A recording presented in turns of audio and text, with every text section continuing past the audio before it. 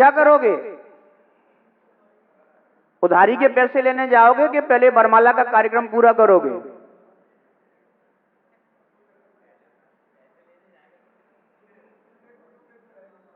बोलो ना।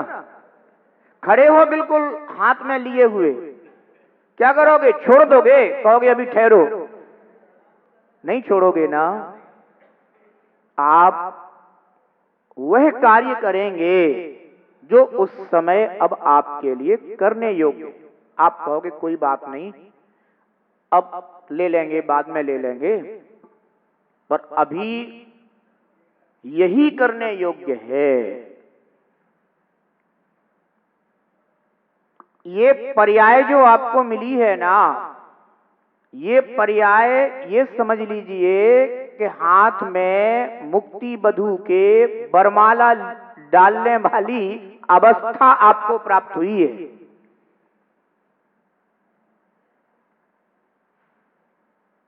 पर इस पर्याय में अपन क्या करने लग जाते हैं? उधारी लेने में लगे। उधारी दिख रही है कि ये मिल जाए, और जिसके लिए आप बिल्कुल हाथ में बरमाला पकड़ा दी गई है कि ये लो और चुन लो, उसको अपन यूं ही छोड़ देते हैं। ये मनुष्य पर्याय केवल मुक्ति मार्ग साधने के लिए मिलती है, एकमात्र मुक्ति मार्ग साधने के लिए। सुन लो। पर ये जो कर्म है ना, ये जीव इन कर्मों की उधारी चुकाता रहता है या कर्मों से अपनी उधारी लेता रहता है? लेता है तो सुख मिल जाता है और चुकाता है तो दुख हो जाता है। कुछ अनुकूल मिलने लग जाए तो क्या कर रहे हैं अपन? ले रहे हैं, मिल रहे हैं, आनंद आ रहा है। और जब कर्म अपनी उधारी लेने के लिए बैठ हो जाता है, कहता है यार सब जा रहा है, जो भी कर रहे हैं सब छूट रहा है, नष्ट हो रहा है, लाभ नहीं हो रहा है, फल दुनिया भर की बात करते हो।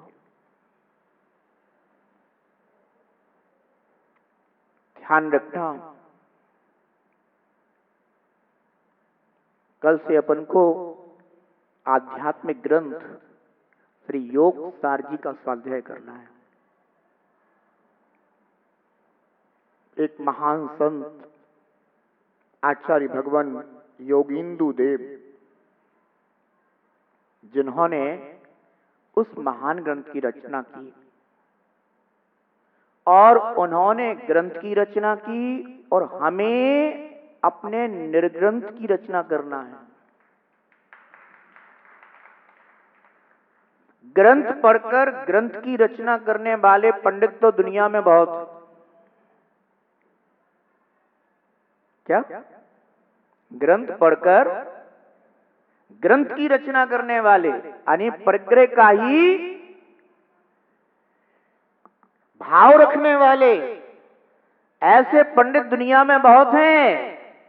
पर ग्रंथ पढ़कर निर्ग्रंथ की रचना करने वाले ऐसे विरले जीव हुआ करते हैं।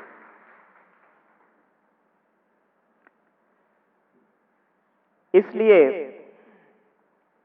ग्रंथ से ग्रंथ ना बढ़े, ग्रंथ से निर्ग्रंथता की वृद्धि हो तो समझना कि आपने अपने जीवन में किसी ग्रंथ को पढ़ा है, जाना है, समझा है, स्वीकारा है।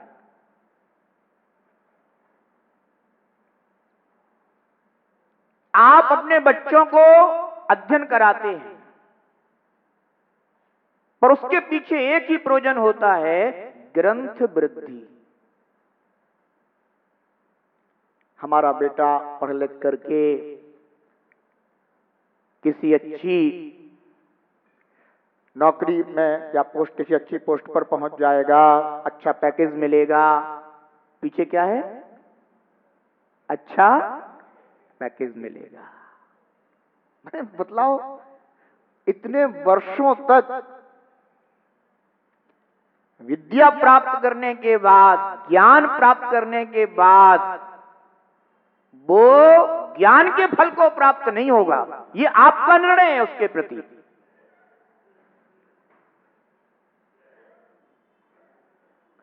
यह निर्णय है कि वह पढ़ने लिखने के बाद अच्छा पैकेज प्राप्त करे।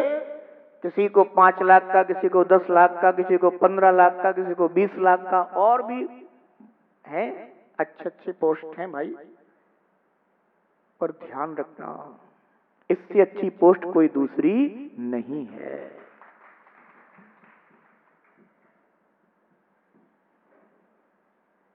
जिनेंद्र भगवान ने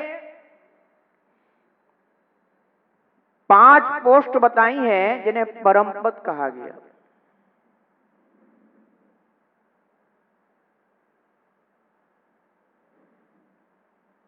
और सब जीवों को हित में रखते हुए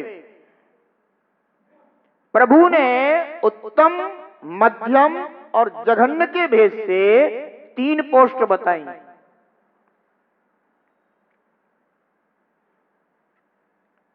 अगर उत्तम पोस्ट पर नहीं पहुंच पा रहे हो, भावना तो यही करनी चाहिए ना। जब आप अच्छे से अच्छा पैकेज चाहते हैं, सबसे अच्छा पैकेज मिलता है हम लोगों को।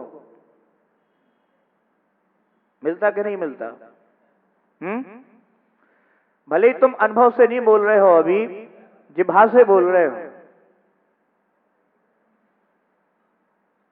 अभी आप उस वाणी के प्रति श्रद्धा व्यक्त करते हुए बोल रहे हो कि हाँ गुरुदेव, सबसे अच्छा पैकेज तो वास्तव में आप लोगों का ही है,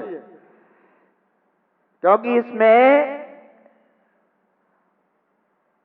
आत्माश्रित सुख है। कौन सा सुख? आत्माश्रित सुख, स्वाश्रित सुख।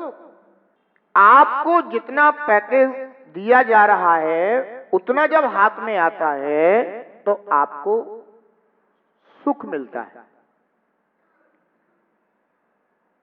पर वो पैकेज आश्रित है।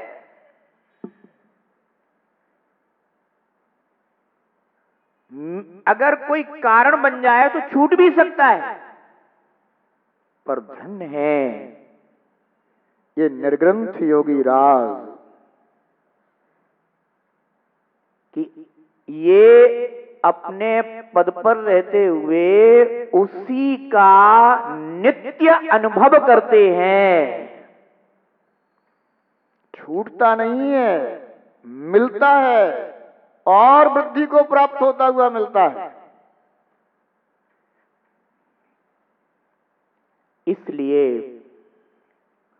लोक में ये 5 पद तो परम है ही। आप लोगों के लिए भी, ग्रस्त श्रावक के लिए भी, जिनेंद्र भगवान ने कहा कि भले ही जघन्य सही, पर ये भी श्रावक पद में स्थित होकर के उस धर्म का अनुभव कर सकते हैं। बंधुओं, शरीर की शिथिलता दिनों दिन बढ़ती है और इसे अपन रोकने में समर्थ नहीं है। ना कोई औषधि समर्थ है, चाहे तुम कितनी भी ताकत की औषधियां खा लो।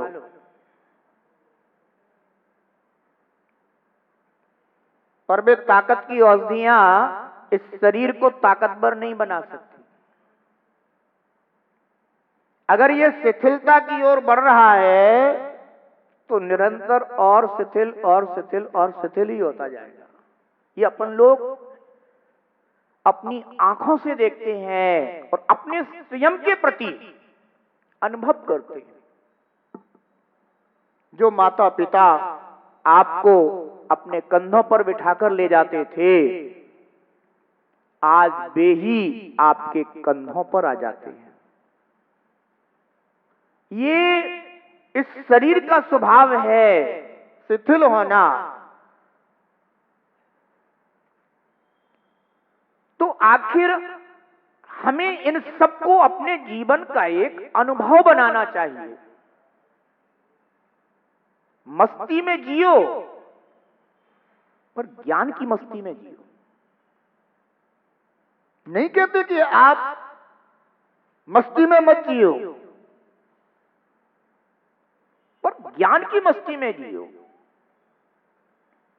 बच्चे प्लेग्राउंड में खेलते रहते हैं, पर उन्हें इतना तो ध्यान रहता है ना कि घंटी बज गई है तो अब मुझे कक्षा में पहुंचना है। भाई इतना ख्याल तो रहता है कम से कम। अपन को अपने जीवन की घंटी बजी जा रही है, वो अपन को ख्याल ही नहीं है कि मुझे कम से कम अब इस कक्षा में पहुंचना चाहिए। वही अपनी दिनचर्या, वही अपने जीवन का रूटीन बरसों से चला आ रहा है, अपन वैसा ही अपना जीवन बनाए हुए हैं। कम से कम अब तो अपनी कक्षा बढ़नी चाहिए।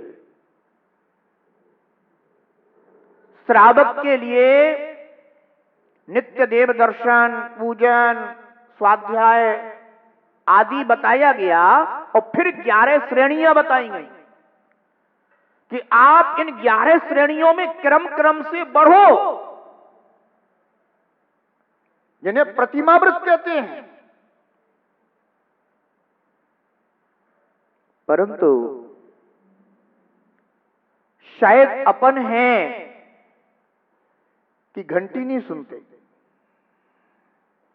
जबकि अपने साथ घंटी प्रतिदिन बज रही है, प्रति समय बज रही है। एक दिन व्यतीत हो गया ना, तो अब वह एक दिन आपका लौट कर नहीं आएगा। जैसे बच्चे स्कूल में पढ़ रहे हैं ना, मान लो उनको 7 महीने, 8 महीने, 9 महीने, 10 महीने, 11 महीने, 12 महीने जो भी मिला हो पढ़ने के लिए, और उनने अगर एक दिन भी कम कर दिया तो क्या वो एक दिन उनको आगे बढ़ जाए, मिल जाएगा क्या? कि चलो भाई कोई बात नहीं, आपके 10 दिन कम हो गए हैं, आप 10 दिन और आगे पढ़ लेना, इसके बाद परीक्षा देना। जब उनका परीक्षा का टाइम आएगा उसी समय उनकी परीक्षा होगी, और उन्हें आगे समय नहीं मिलेगा, वो उनका समय घट चुका है।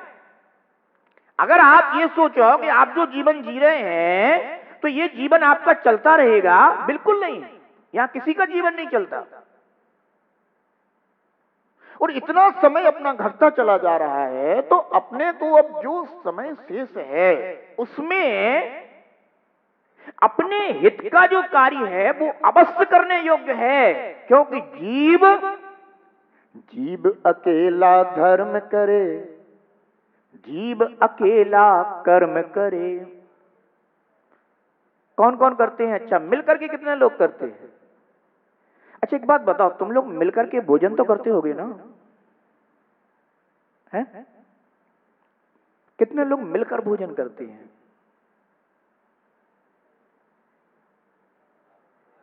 अरे एक थाली में बैठ करके भी अगर तुम भोजन कर रहे हो, पर भोजन सबका अपना अपना हो रहा है, किसी के करने से किसी को नहीं हो रहा।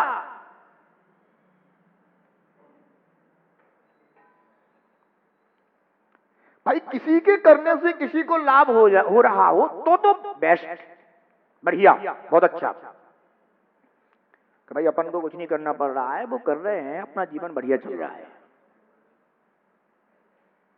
जिनके मुख में दांत भी नहीं है ना, उन्हें भी अपना भोजन करना पड़ता है, चाहे वो स्वाद युक्त हो, बेस्वाद हो, चाहे कैसा भी हो। इस पेट को भरने के लिए उन्हें व्यक्तिगत ही करना पड़ेगा, कोई दूसरे के करने से उनका काम नहीं चल जाएगा।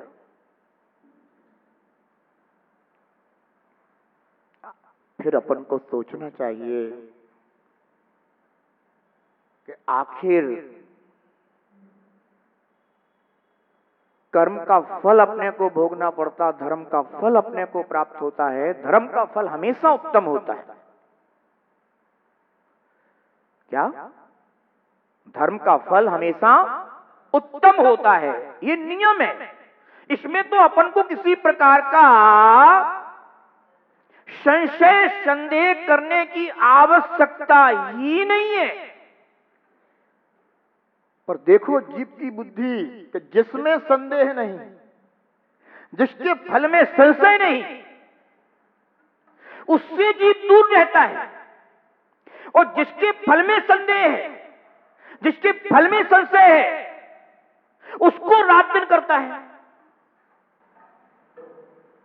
अपन ये सोचते ना कि हम पुण्य करेंगे तो हमें पुण्य का फल मिलेगा, ये कहते ना अपन। पर एक बात सुन लो आज, कि तुम पुण्य करोगे और तुम्हें पुण्य का फल अगली पर्याय में मिल ही जाए, ये कोई जरूरी नहीं है।